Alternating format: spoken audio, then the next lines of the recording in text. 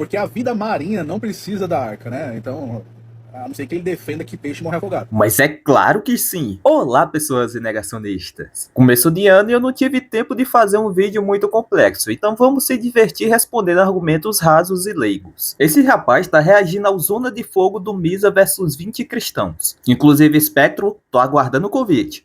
O primeiro argumento dele é a possibilidade do dilúvio, que para ele é impossível, e a vida na Terra. Ele fala o seguinte: se tivesse água suficiente para cobrir toda a Terra, toda a vida seria morta. Esse argumento ignora totalmente as zonas de sobrevivência e o próprio conceito e objetivo da arca. Dessa vez eu não vou precisar explicar a origem do mito do dilúvio, porque isso eu já expliquei nesse vídeo maravilhoso aqui. E também não vou me dar o trabalho de explicar que literalizar o mito é burrice, porque isso eu também falei lá. E sim, vida aquática iria de base se tivesse uma inundação global. Tá, tudo bem, a Terra inteira iria, mas vamos dar uma colher de chá. É meio absurdo ter que explicar isso, mas peixe também respira. Ele tira o oxigênio da água. Se você tem uma água com pouco oxigênio, o peixe vai sofrer hipoxia e vai visitar a Dave. E é isso que aconteceria em um dilúvio. E justamente o que acontece em inundações longas. Peixes morrem sem oxigênio. Além de que também é óbvio que existe peixe de água salgada e peixe de água doce. E se você mistura os dois, já era. E mesmo os peixes que conseguem resistir a essa mistura, eles iriam de base por outros motivos. Se você tem muita água, você vai ter mudança de temperatura, então pode dar adeus aos corais e vários outros animais. A lama e o detritos tampariam a luz do sol. Com mais água vem mais pressão, e é literalmente impossível um animal sobreviver a tudo isso. Então era bom Noé fazer um tanquezinho para guardar uma baleia azul, que aliás tem 27 a 35 metros de comprimento, enquanto a arca, segundo a Bíblia, tinha de 130 a 150 metros. O Titanic tinha quase o dobro disso. Mas a sobrevivência de sementes e insetos em tapetes de vegetação flutuantes, né, é um mecanismo bastante conhecido pela ciência, pela biologia. E é justamente por conhecermos que a gente sabe que não vai dar certo. Os tapetes de vegetação são observados em alagamentos curtos. No caso de uma grande inundação, a vegetação iria apodrecer e a comida iria acabar. Os insetos não iriam sobreviver ao sol, à chuva e ao frio. Não tem jeito, vai ter que colocar cupim na arca. Mas olha uma continha simples. Existem mais de 5 milhões de tipos de inseto, mas vamos considerar só 1 milhão que a gente tem documentado. Agora, 1 centímetro cúbico para cada um. Se é 2 indivíduos por espécie, então é 2 milhões de centímetros cúbicos, ou seja, 200 metros cúbicos. Considerando que a arca tem 3.750 metros cúbicos, só os insetos já ocupariam mais de 5% dela. Agora imagine os peixes que têm 34 a 36 mil espécies. Supondo que cada espécie precisaria de litros e mais litros de água. Quanto espaço seria ocupado por esses animais e o alimento que eles iriam consumir? Meio absurdo, né? Além disso, se você analisar os textos bíblicos, né, essa catástrofe diluviana, ela não veio apenas da chuva, né, mas de águas que vieram de fontes do grande abismo. Isso sugere muito placas tectônicas aceleradas. Meu irmão, que salto lógico da bexiga. Não tá com a peste de ser sério não, ó. Aí dentro, ele foi de águas do abismo para placa tectônica. Isso é um erro até mesmo dentro da escritura, porque essa noção de água do abismo vem do termo terron, que representa as águas primordiais caóticas do início da criação, que foi colocada em ordem por Deus e que voltou ao caos, causando o dilúvio. A visão de mundo da época era que eles viviam em um local assim, com água em cima e água embaixo. A água de cima caiu através da comporta do firmamento e a água de baixo através das fontes do abismo. E essa é a mesma visão dos mitos de dilúvio que precedem o mito hebreu. Então o texto está retratando uma visão cosmológica mítica antiga. E forçar para ser placa tectônica é puro anacronismo. E caso você queira ter uma interpretação teológica do texto, tá tudo bem. O que eu estou fazendo aqui é uma análise baseada na história, na cultura e na interpretação daquele povo. Você pode usar sua fé para interpretar da forma que você quiser, mas pense, não é melhor aceitar que isso é apenas uma história usada para ensinar algo que não é algo literal? Isso sugere muito placas tectônicas aceleradas, o que ali poderia muito bem alterar totalmente a topografia da própria Terra. Por exemplo, temos o Monte Everest, que é o maior monte do mundo, né? Ele poderia muito bem ter se formado depois do dilúvio. Tá que pariu! Eu não sei se você escutou, mas ele falou que o Monte Everest poderia ter sido formado depois do dilúvio. Ó, primeiro que não tem registro de placa tectônica acelerada dessa forma. A formação do Everest levou milhares de anos, não foi tipo 40 dias, 40 noites. E ele tá crescendo até hoje. E o ponto principal é que o Everest foi formado há uns 60 milhões de anos. Não existia seres humanos ainda, não tinha Rainha Elizabeth, Roberto Carlos ou Silvio Santos. Agora veja bem como como a fala dele não segue uma lógica. Ele diz que a Bíblia fala que as águas vieram do abismo, e isso significa placas tectônicas aceleradas, que pode significar que o Monte Everest foi formado depois do dilúvio. Ah, é uma piada, velho. E você por acaso já pensou em ser membro do meu perfil? Você vai ter acesso a conteúdos exclusivos tipo debates, além de receber uma atenção maior minha. Seja membro assim como o membro da semana. Obrigado por ajudarem a combater a desinformação, assim como você que sempre curte e hypa meus vídeos. Agora vamos voltar para a diversão. E uma curiosidade, o Monte Everest tem fósseis marinhos lá. Agora eu pergunto, como é que foi parar lá? Te deixa que essa eu explico, Pato. Fica bem óbvio quando a gente estuda a geologia, ao invés da Bíblia, que as rochas que hoje formam o Everest já foram ou estiveram em algum momento no fundo do mar.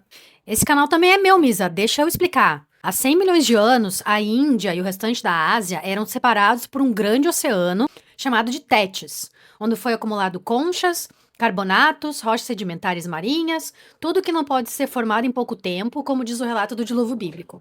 Depois de um tempo, a placa indiana colidiu com a placa euroasiática, empurrando todo o leito marinho para cima, formando o Himalaia e, por consequência, também o Everest.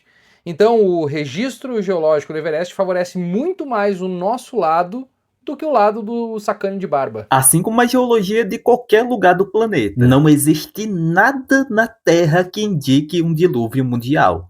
O próximo argumento do ateu é sobre a migração de animais em falta de fósseis. Ele diz o seguinte: como caminhariam até a Austrália sem deixar nenhum fóssil? Primeiramente, ele ignora totalmente as pontes terrestres, né? Então, pós-dilúvio, com o nível do mar mais baixo, a gente tem a criação de pontes terrenas que ligam continentes. Como, por exemplo, a gente tem um exemplo muito claro disso na Beringia, em Sarru, que ligava a Austrália. Aí dentro, macho, ligava não. À primeira vista, isso pode parecer fazer sentido, mas eu vou te mostrar o tanto de absurdo que tem aí. Porque nunca na história houve uma ponte terrestre entre a Austrália e a Ásia. E por isso existe a tal linha de Wallace, uma fronteira biogeográfica que separa a fauna asiática, que tem animais placetários típicos, e a fauna australiana, que tem marsupiais e monotremados. E justamente por isso você não vai encontrar um panda na Austrália ou um canguru em qualquer outro lugar do mundo. Pense o seguinte: se fosse só por locomoção, a separação seria feita pela capacidade de se mover de cada animal, e não pela maneira que ele se reproduz. A diversidade específica de cada local é explicada muito bem pela evolução. Então, ponto para a ciência. Agora, mais um pensamento: se todos os animais sobreviventes partiram do Oriente Médio, a diversidade maior deveria estar mais próximo daquele local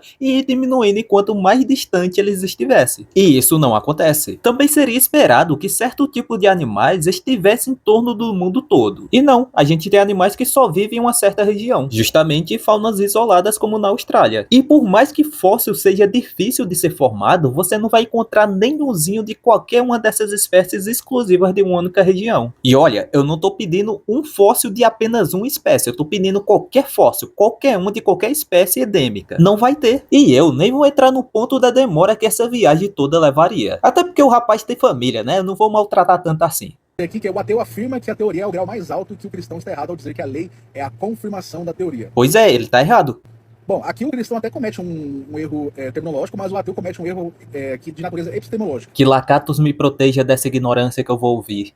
A teoria da evolução lida com eventos passados que não podem ser observados nem reproduzidos em laboratório. Então ela é uma ciência histórica e não uma ciência operacional, como por exemplo, a gravidade. Ele comete um erro maior ainda achando que toda teoria científica precisa ser reproduzida. Porque assim como Lakatos demonstra na metodologia dos programas de pesquisa científica, o núcleo de uma pesquisa nem sempre é falseável. O que não é problema nenhum porque sua defesa está no cinturão protetor e não no núcleo. E sim, o cristão está errado. A teoria realmente é o mais alto grau da ciência. E lei não são comprovações da teoria, leis são apenas descrições humanas de eventos. Se ficou complicado para entender, relaxa que eu tenho um vídeo ensinando isso. E outro erro foi dizer que a gente não observa evolução, porque a gente observa ela indiretamente e diretamente. Indiretamente pelo registro fóssil, pela genética comparada, pela biogeografia, pela embriologia, pelos retrovírus e outras toneladas de evidências. E de forma direta incluindo experimentos laboratoriais com populações controladas, como teste de resistência de bactérias a antibióticos, ou de mudança de frequência gênica ao longo das gerações. Evolução é uma ciência natural e suas evidências são nítidas. O único motivo para negá-las é por desonestidade intelectual ou apego a interpretações religiosas medievais, ou por burrice mesmo. Então dizer que a evolução é o mais alto grau da ciência é você ocultar o fato de que ela precisa da premissa filosófica do naturalismo. O cara cometeu um erro sério de categoria epistemológica, confundindo método de conhecimento com afirmação de realidade. Se estudasse filosofia da ciência, não teria cometido esse erro básico. A evolução depende de um naturalismo metodológico, uma regra de trabalho, não de um naturalismo filosófico, onde afirma que só o natural existe. E nenhuma ciência afirma que somente o natural existe. Ela só não trabalha com o que não é natural porque essa função não é dela. É como querer que uma chave de fenda sirva como uma memória RAM no seu computador. E quem me dera funcionasse, assim eu não precisaria ter pago mais de 1000 conto em duas. O próximo argumento do ateu é sobre os chimpanzés e o barro, né? Ele fala o seguinte: temos 98,8% de semelhança com o chimpanzé. Quanto a gente tem em relação ao barro? Se ele fosse entendesse realmente o que ele está falando, ele saberia que semelhança de DNA indica um design comum, não necessariamente um ancestral em comum. Olha, eu acho que já ficou claro quem não entende do que tá falando. E por isso você teve que partir para um ad hoc, criando uma explicação para justificar algo que você não consegue ir contra. Semelhança genética prova evolução. E não tem nada que vai contra isso. Agora vamos deixar claro, o seu design é bem ruim, porque o genoma contém erros, pseudogenes e retrovírus compartilhados na mesma posição. Algo que é previsto e explicado por ancestralidade comum. E que o design inteligente foge sempre. Óbvio que existem duas explicações, mas é injusto compará-las. Uma funciona, tem evidências e a gente utiliza em tecnologias. As outras você só vê em videozinho da internet. Sem contar que todos os componentes químicos que existem na crosta da Terra e também no pó da Terra,